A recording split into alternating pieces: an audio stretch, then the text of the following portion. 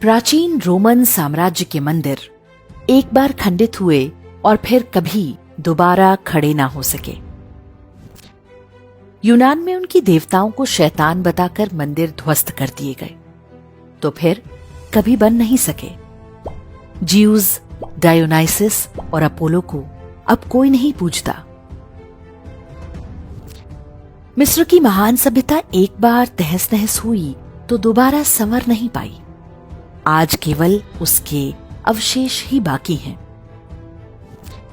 फारस के आताशगाहों की अखंड अग्नि एक बार बुझा दी गई तो दोबारा उन्हें जलाने के लिए कोई नहीं बचा।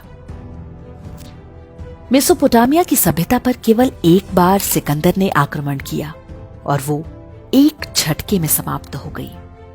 उनके देवताओं के अब कोई नाम भी नहीं जानता। संसार की समस्त प्राचीनतम सभ्यताओं पर हुए सारे बर्बर आक्रमणों को मिला दें, उससे भी अधिक आक्रमण अकेले काशी पर हुए। लेकिन काशी बार बार उठ खड़ी हुई। असभ्य और बर्बर आक्रमणकारियों के हर चिन्ह को साफ करके काशी प्रकाशमय हो उठी। आज भी हर ओर हर हर महादेव की गूंज है।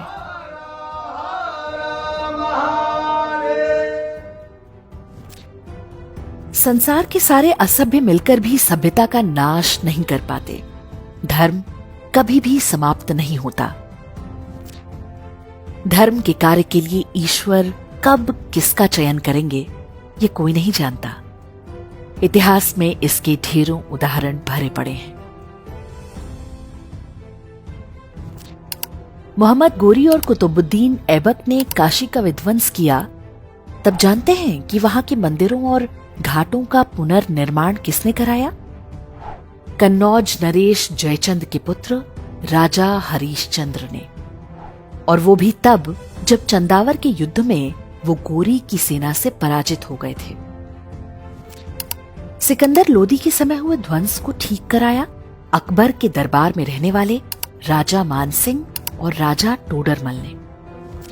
राजनीतिक कारणों से लोग भले 1000 टुकड़ों में टूट जाएं, महादेव की शरण में आकर सभी एक हो जाते हैं।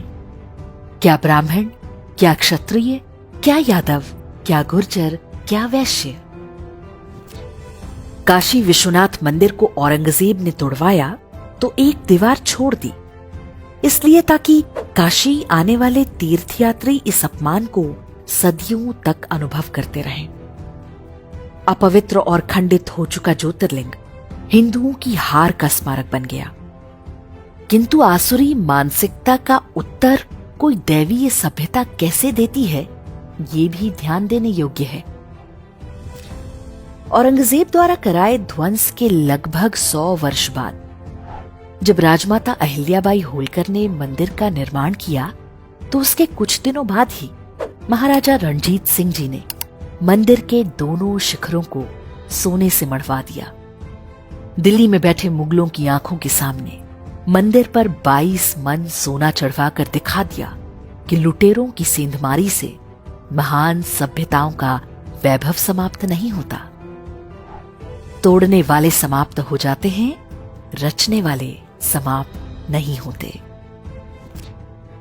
अयोध्या में वर्ष 1528 में बाबर ने जब भगवान श्री राम के जन्मस्थल पर बने विशाल मंदिर को ध्वस्त करा के एक शैतानी ढांचा खड़ा किया, तो उसने भी नहीं सोचा होगा कि ये युद्ध अभी समाप्त नहीं हुआ।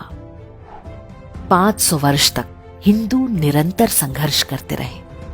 अंततः खंडहरों के नीचे से भगवान श्री राम का भव्य मंदिर उठ खड़ा हुआ। हमारा ये संघर्ष न आज आरंभ हुआ है, न अभी इसका अंत है। सोमनाथ से जो क्रम आरंभ हुआ है, वो अयोध्या, काशी या मथुरा पर ही थमने वाला नहीं है। सनातन सभ्यता के हर प्रतीक को हमें वापस लेना है।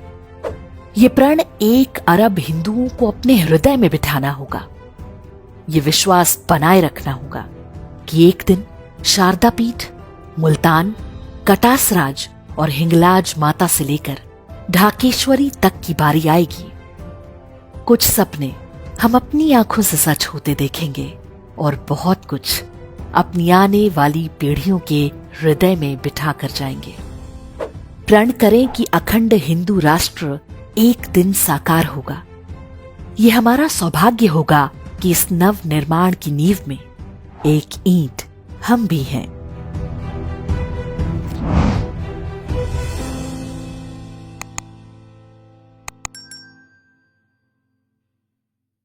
इंडेक्स ऑनलाइन के वीडियो समाज को समर्पित हैं। आप इनको डाउनलोड करके जैसे चाहे वैसे प्रयोग कर सकते हैं। चाहे तो आप हमारे टेलीग्राम चैनल से जुड़ सकते हैं। वहां सारे नए पुराने वीडियो आपको मिल जाएंगे। हमारे सोशल मीडिया लिंक हर वीडियो के डिस्क्रिप्शन में होते हैं। हमारा एकमात्र उद्देश्य हिंदू समाज को जागृत और एकजुट करना है। इसमें सहभागी बने। धन्यवाद।